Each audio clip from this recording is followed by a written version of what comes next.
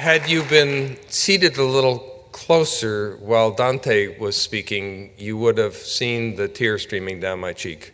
Dante, we would have built the building just to hear you say that.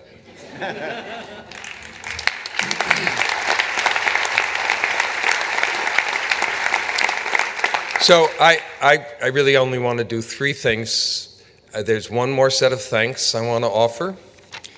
I want to talk briefly about the principles in addition to the 7 petals that impelled the design of this building, and I want to ask you a question, which I hope we can carry into the day. So the one more set of thanks.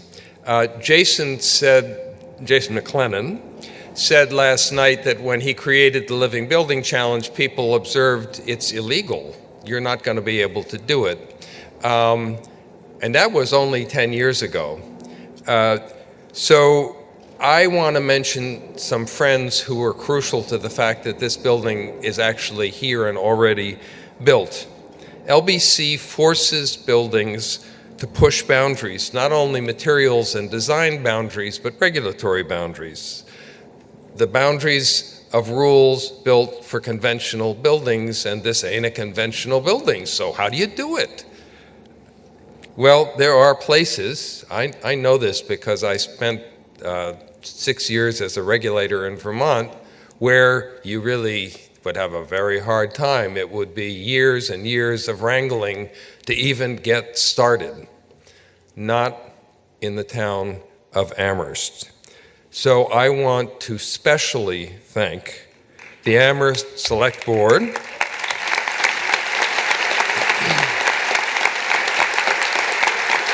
the chair, Elisa Brewer, members, Connie Kruger, Andy Steinberg, and our own Jim Wald, and the late town manager, John Musanti, the interim town manager, Dave Zymek, the Board of Health, the Planning Board, the long list of town inspectors and officials and their state counterparts who approached this innovation trying to help us figure out how to make it work rather than crossing their arms and saying, that's your problem. To all of you, thank you. We know this wouldn't be here without you.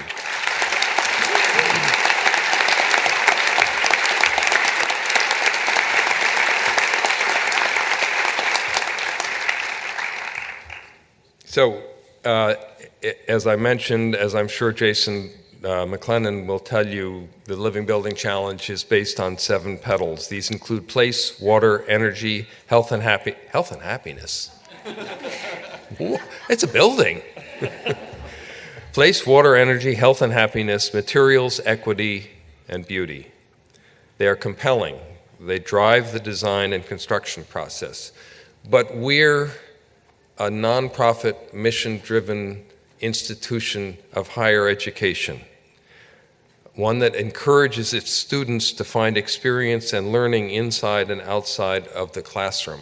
For us, I would suggest there are 4 additional principles or considerations that are really important and that are reflected in this building. Buildings that are built on an institution like this should teach. Buildings, well, yeah. So you already heard that. Buildings that are built in a place like this should speak of institutional values. They should enable, not obstruct, community. They should add to, not diminish, the overall sustainability of the campus because the entire campus is a teaching tool. I hope you'll agree from what you've heard just this morning that this is a building that does all of those things and that that's really compelling, and there's no reason why any other kind of building should be built on a campus, right? If you're going to spend millions of dollars, it ought to be part of the mission. It ought to be a teaching tool. That's why I was so moved, Sarah and Dante, when you talked about what you did last year.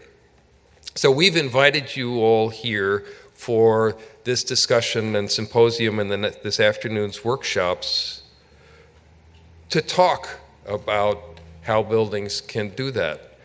We've already had wonderful visitors from other schools, from universities, architects, builders, even GE, when it decided to build its new headquarters in Boston, coming to see what we were doing.